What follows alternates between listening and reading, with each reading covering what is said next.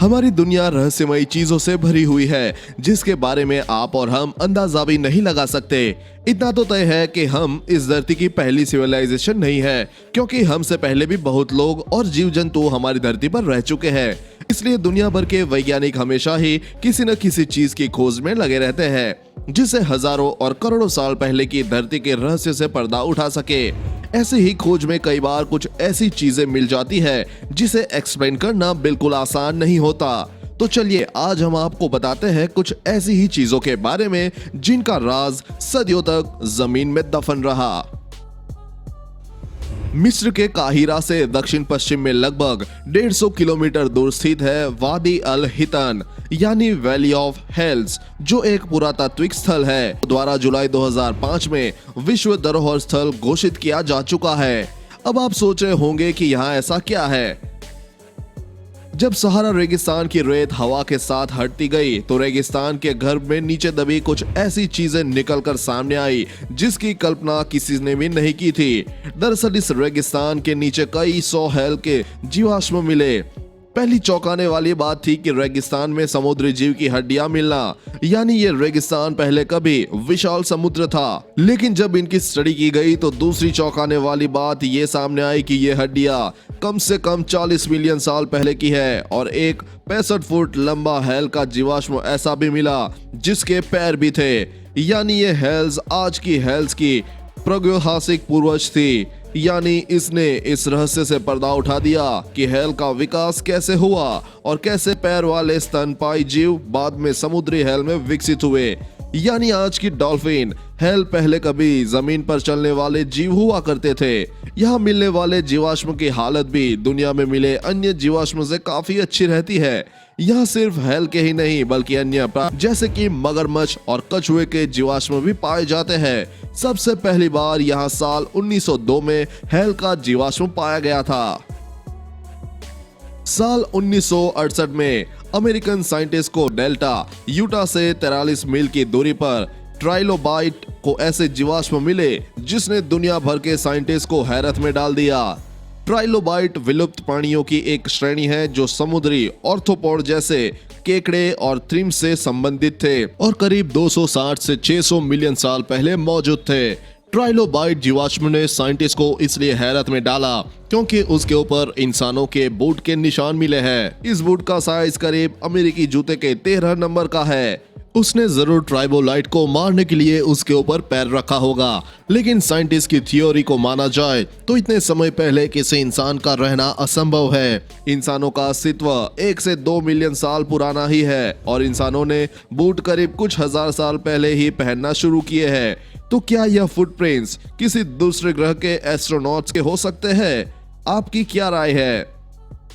साल 2004 से इंटरनेट पर ऐसी ढेरों फोटोज वायरल होती आई है जिसमें लोगों को विशालकाय इंसान के कंकाल को जमीन से निकालते दिखाया गया था, लेकिन उनमें से लगभग सभी फेक निकली। लेकिन मूल अमेरिकी जनजातियों के अनुसार बहुत पहले कुछ मनुष्यों की रेस ऐसी थी जो आम आदमियों की तुलना में बहुत लंबे और मजबूत थे। ऐसा कहा जाता है कि नेवाड़े में लाल बाल वाले 12 फीट लंबे इंसान रहा करते थे। ये कहानी इंडियन अमेरिकियों द्वारा लवलॉक गुफा में भीमकाई लोगों की हत्या से जुड़ी है। विशाल कद वाली ट्राइब को सीते कहा जाता है जो दूसरी ट्राइब्स पर हमला करती थी।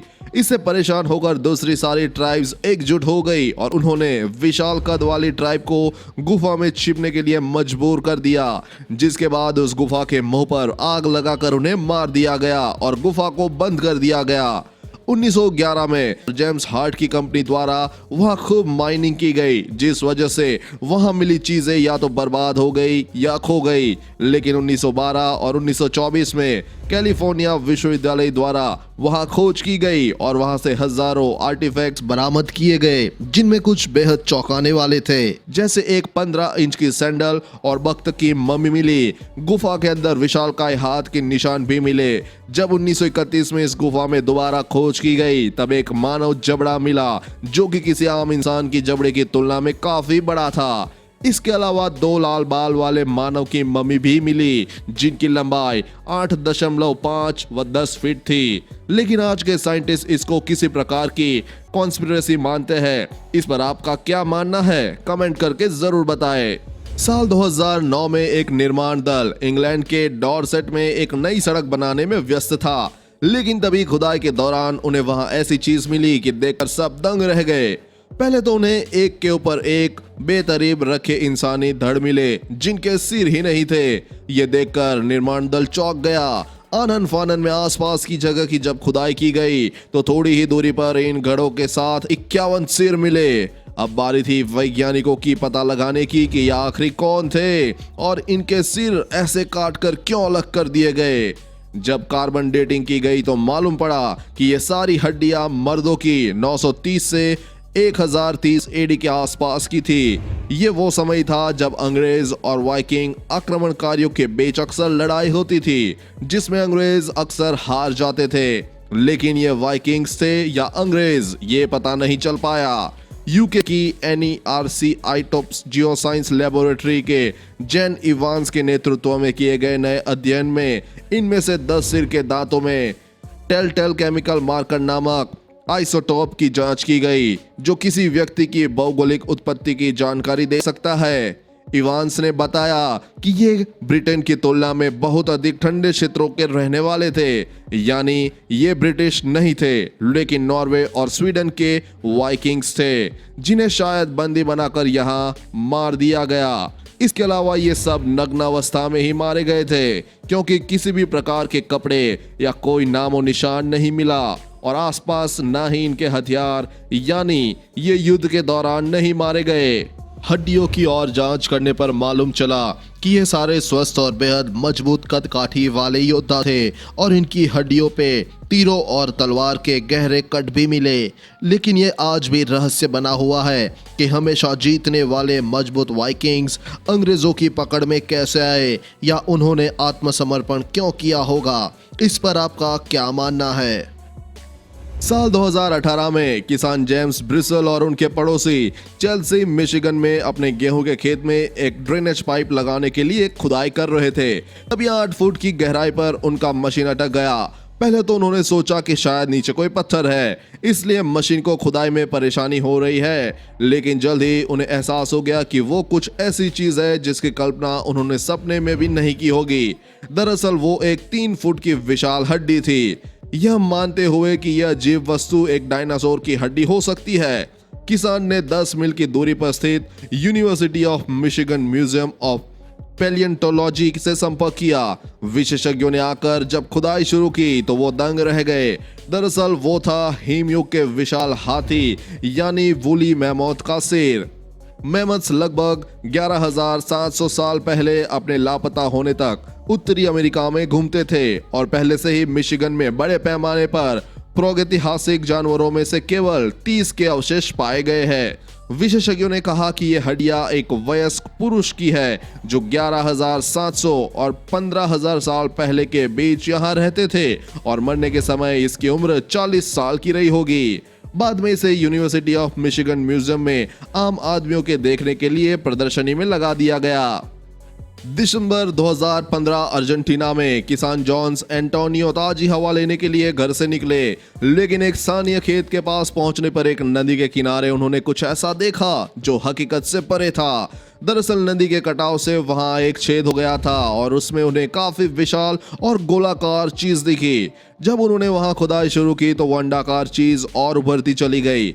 विशेषज्ञों के मुताबिक ये 3 फीट लंबी चीज एक प्रागैतिहासिक आर्माडिलो का खोल था, जो आज के मुकाबले काफी विशाल होते थे और 20,000 साल पहले इस धरती पर विचरण करते थे।